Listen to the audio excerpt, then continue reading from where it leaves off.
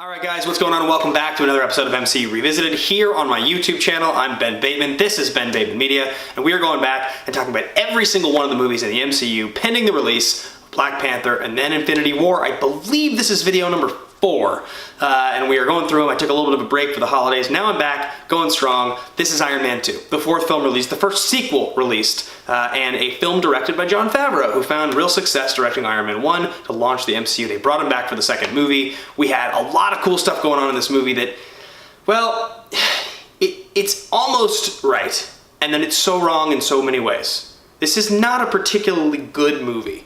I would say there are some very memorable and very cool parts of this movie, but on the whole, I don't love Iron Man 2. So here are my major beefs with Iron Man 2 to begin with. I think that the climax and the villains are bad. I love Mickey Rourke. I mean, I am one of the biggest champions of Mickey Rourke. I think the guy is so awesome. I have loved Mickey Rourke for many years, and this was the film that followed his success on The Wrestler. In 2009, you know, he didn't receive the Oscar. He lost to Sean Penn that year for Milk, and this movie came out in 2010. So this was really, if you think about it, after Mickey Rourke got a big comeback, a big rush of a comeback, this was the big movie that came out, right? This was the biggest thing he had done. He got paid a bunch of money for this. Now, I don't think a crazy amount. Like, I think I heard $500,000 he got paid to do this movie, which is way undervalued for a villain who's a star, but he had been broke and hadn't done anything for years. He was still kind of on his way back. Never fully got back. This was maybe sort of the peak of the commercial version of it. But as Whiplash, he's fine. I wish that he was better. His first fight with Iron Man is on, you know, it's like the Grand Prix, the Monaco Grand Prix, which is a really cool scene. He's a total badass. I love, you know, that Iron Man's got the portable suit that he gets. But ultimately he gets his ass kicked. And that's really the last time that we see him be awesome as a fighter. Whiplash isn't really the villain in this movie. He like is and he isn't. He's just sort of crazy, and it's very anticlimactic. He doesn't get to do that much. Now, Justin Hammer, played by Sam Rockwell, great actor, classic character in the Iron Man canon, just kind of a sniveling little turd. Like, he's not that good of a villain. Both the villains in this movie are pretty mediocre. You do meet Black Widow for the first time here, which is super sweet, and she's great. She's totally awesome. She interacts really well with Happy. That part of this movie is really, really fun. I think some of the things about this movie that I like are they kind of tease the Demon in a Bottle storyline. A lot of you guys know this, but Iron Man was my favorite growing up. I have every Iron Man comic from 1963 to 2005 in my mom's basement. I have all of them. And there was a very famous story in the 70s called Demon in a Bottle, in which Tony Stark is an alcoholic. Some very famous covers.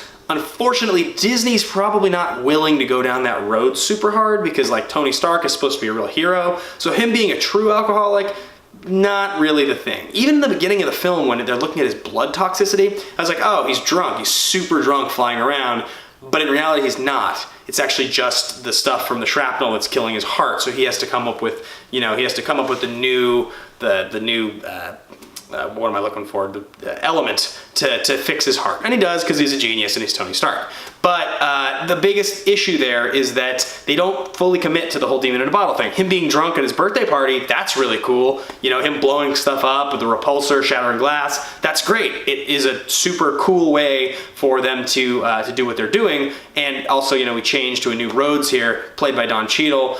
You wonder sometimes, had they not replaced Edward Norton, you wonder if they hadn't replaced Terrence Howard, how the franchise would have turned out. I think replacing Don Cheadle was correct. I love Ruffalo in some ways. I wish we had Norton, but I don't think that Don Cheadle was in any way a step down. I think he's a better actor than Terrence Howard, and Howard was fine as Rhodey, but I like Don Cheadle, and I'm happy to have Don Cheadle in the franchise. They interact really well in this movie. You know, War Machine obviously is really, really cool. That's a super cool addition. It's funny because in the early 90s or late 80s when War Machine was actually interested in the comic books, he's really just the cooler, like, silver version of Iron Man. Like, I had all the action figures. The War Machine figures were always cooler. The War Machine cards, the comic books, they were always cooler. He looked really, really, really cool, but it's just another dude in an Iron Man suit who's not as good or smart as Tony Stark, but he's a fighter pilot, so he's got, like, that tactical advantage. But it's cool. We all wanted to see War Machine. If you love comic books and you love Iron Man, you probably love War Machine too. So that was cool to see. They interact well in this movie. Again, the fight at the end, pretty anticlimactic. They have to, like, take down a bunch of robots. And the robots aren't very sweet, and that fight's not very sweet.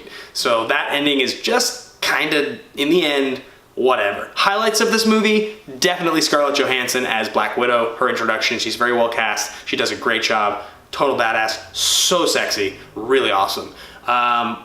And I do think that the Monaco Grand Prix scene is really great. I think that's the first time you see Whiplash. I wish we got a little bit more of like badass Whiplash, but that scene is very, very cool. Those are the highlights, some lowlights in this movie. So far in the first 4 films, I think, you have Iron Man's incredibly strong. I definitely think that Hulk is pretty decent, above average. I think that Thor is not very good. Captain America's pretty sweet, which comes after this. So this is kind of sandwiched right in there. I think the Marvel Universe felt a little like it was slowing down, and it's a retrospective bias against this movie that most people qualify it as not being very good. Certainly it's what happened to me, because in theaters, I just remember it being, whatever, pretty cool, pretty good movie. In retrospect, not the best movie, could be better. This is still Downey in his kind of prime of the character, though. He doesn't really start to like lose energy as Iron Man for a few more years. He's still doing a pretty great job in this movie. So those are my thoughts. This is MCU Revisited. Thanks for checking it out. Thanks for coming to my channel. Please like, subscribe, favorite the video, all those things. If you leave a comment, leave your thoughts. What do you want to hear? Do you want these to be longer? How do you want me to do this? Are there segments you want? I probably should introduce some things like that, but in the meantime, you guys want to follow along with me personally, you can find me on Ben Bateman Media. Check out Action Movie Anatomy every single week on the Popcorn Talk Network. Otherwise, thanks for watching, guys. Talk to you soon.